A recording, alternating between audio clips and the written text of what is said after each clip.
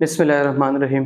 Class 9th physics का आज हम पहला फास्ट पेपर करेंगे, ठीक है। इस पेपर से आपको ये अंदाज़ा हो जाएगा कि बोर्ड के जो पेपर्स हैं उसमें किस तरह के क्वेश्चन जो है वो आ सकते हैं। हम एक एक क्वेश्चन जो है उसको थोड़ा सा हाईलाइट करेंगे। Stone is dropped from a bridge reaches the water in 9 second, find the velocity of a stone when it strike the water। अब इसको कर लें शाबाश। आपके पास क्वेश्चन क्या है? A stone is dropped from a bridge। A stone dropped from bridge। A stone dropped from a bridge reaches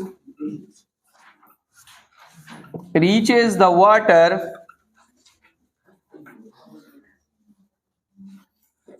in 9 seconds। Find the velocity of stone। Find the velocity of stone when it strike the water। शाबाश, इसको कर लें। A stone is dropped from a bridge। देखिए ये आपके पास एक bridge है। आप कंसिडर कर लें कि ये हमारे करक में तो नहीं है, आप किसी और डिस्ट्रिक्ट को कंसिडर कर लें, ठीक है। ये ब्रिज है, नीचे पानी है, यहां से हमने एक पत्थर को नीचे फेंका है। A stone is dropped from a bridge reaches the water in 9 seconds। यहां से लेकर यहां तक ये जो टाइम लेता है ये 9 सेकंड का टाइम लेता है। Find the velocity of stone when it reaches the water। यहां पे इसकी वेलोसिटी आपके पास इनिशियल वेलोसिटी तो आपको सिंपल पता है किसी के बारे में, 0, क्योंकि मैं हाथ से इसको छोड़ रहा हूं। तो यहाँ पे इसकी कौन सी वेलोसिटी होगी फाइनल, और एक्सेलरेशन किसके बराबर होगी? g 9.8 metre per second square. तो सिंपल सी बात है, vf is equal to vi plus gt। vf is equal to 0 plus 9.8 ज़रबे 9। vf इज इक्वल टू 72 7 हासिल 9 में 81 7 89.2 मीटर पर सेकेंड। यही आ रहा है आप लोगों के साथ। अच्छा, अब एक और क्वेश्चन है, state the law of conservation of momentum also define isolated system. Law of conservation of momentum भी बताएं और आइसोलेटेड सिस्टम का भी बताएं। मैं शॉर्टकट में बता देता हूं, देखें, F is equal to delta P by delta T।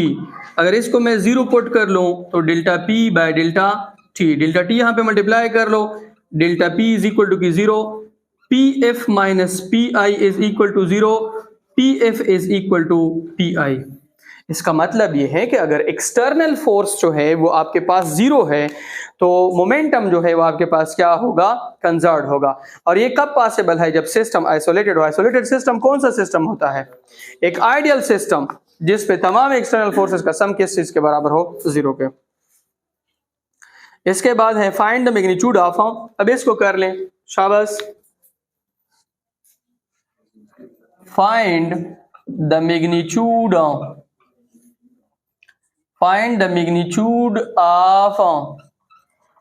centripetal force। Find the magnitude of centripetal force on a body of mass 10 kg moving with a velocity of 11 metre per second in a circle of radius 6.7 metre. शाबाश। अब इसकी centripetal force find कर ले। शाबाश।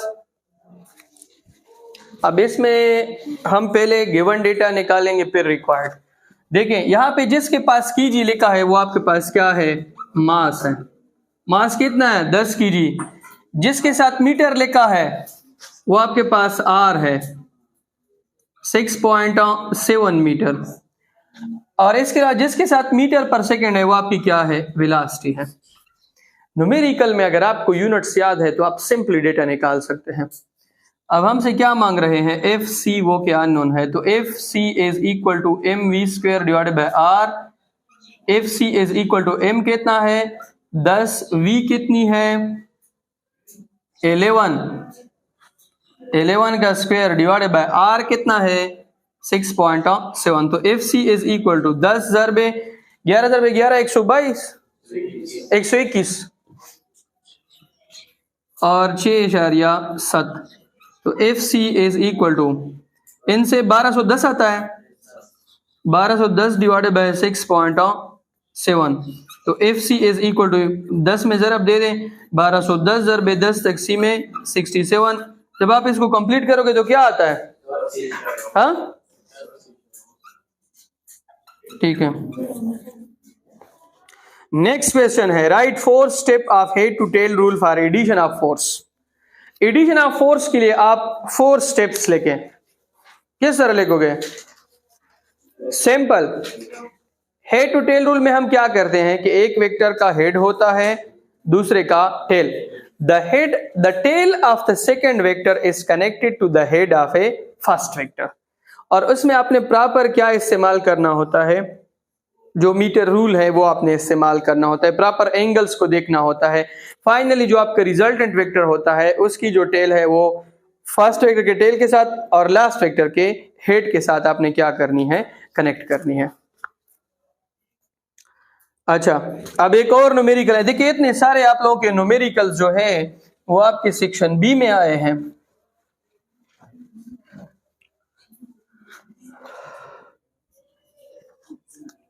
देखिए question है,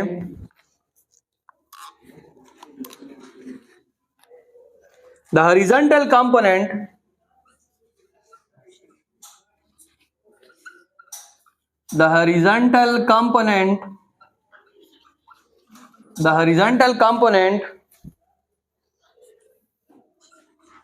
of force is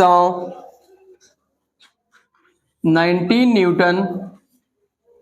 The horizontal component of force is 19 Newton and vertical component is 11 Newton. Find the magnitude and direction. Find the magnitude and direction of resultant force। Resultant force की magnitude और direction find कर ले। शाबाश।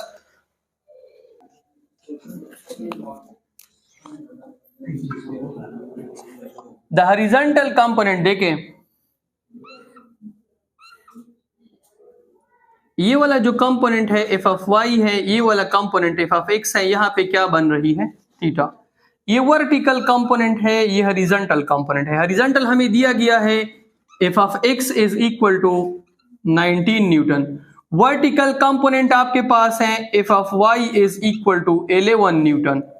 Find the magnitude, हमसे F मांग रहे हैं और थीटा मांग रहे हैं। तो हमारे पास फार्मूला है F of R is equal to F of X square plus F of Y square. F of R is equal to F of X की जगह पे 19 का स्क्वायर, एफ ऑफ वाई की जगह पे 11 का स्क्वायर। तो F of R is equal to 19 ज़रबे 19 से क्या आता है,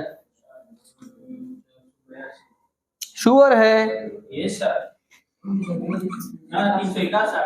ये आप लोगों का हाल है। और 11 ज़रब 11 से क्या आता है? 121। कंप्लीट इसमें से कितना आता है? हाँ, इससे कितना? 482 आता है। हाँ, लास्ट में 22 आंसर आता है। ठीक है, अब थीटा बराबर है tangent inverse into F of Y divided by F of X. Theta is equal to tangent inverse into F of Y कितना है? 11। ये कितना है? 19। ये करोगे इतनी कितनी एंगल बनती है? कैलकुलेटर किसी के पास नहीं है? हाँ, मोबाइल पे ये नहीं साल होता है।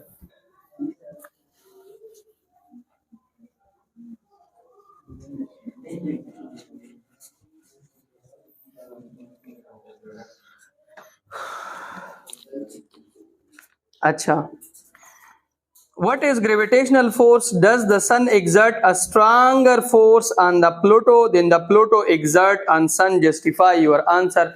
No.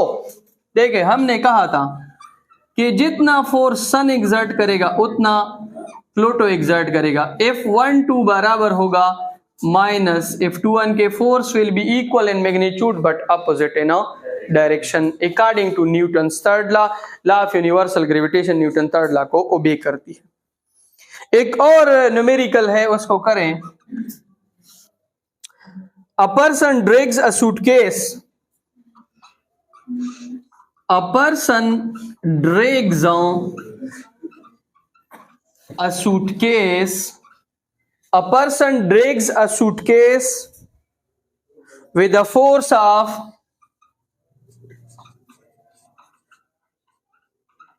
a person drags a suitcase with a force of 120 Newton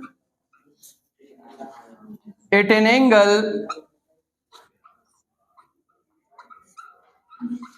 A person drags a suitcase with a force of 120 Newton at an angle of 30 degree to the horizontal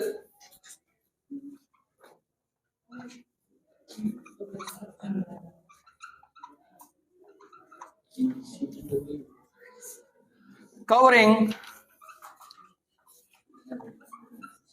a distance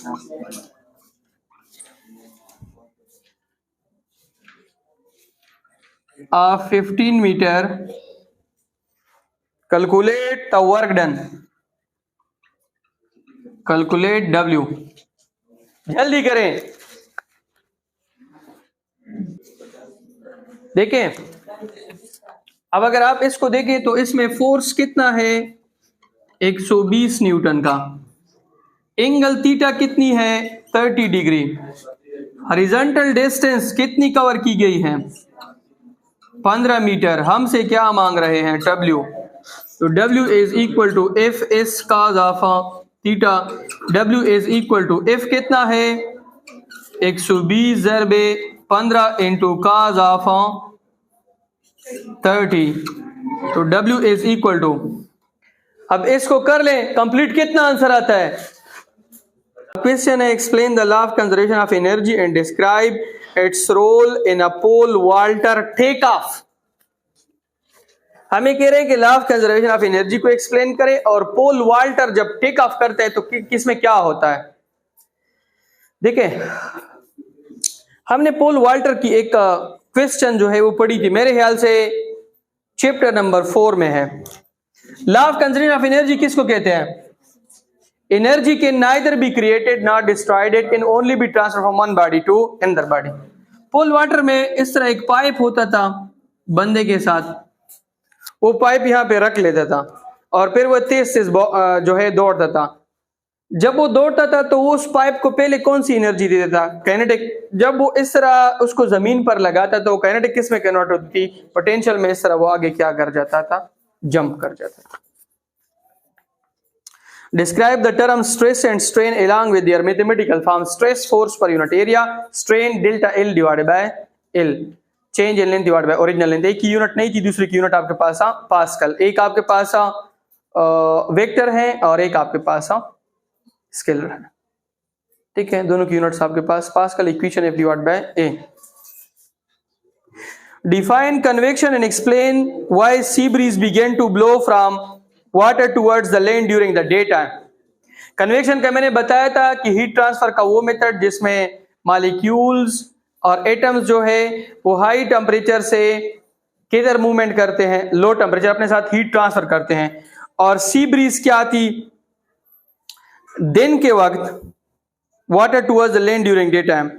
दिन के वक्त क्या होता है कि समंदर के ऊपर जो हवा होती है वो ठंडी होती है और जमीन के ऊपर जो हवा होती है वो गर्म होती है। तो गर्म हवा ऊपर जाती है और ठंडी हवा किधर आती है, नीचे। तो इसमें कन्वेक्शन करंट होता है। क्या होता है? Convection current.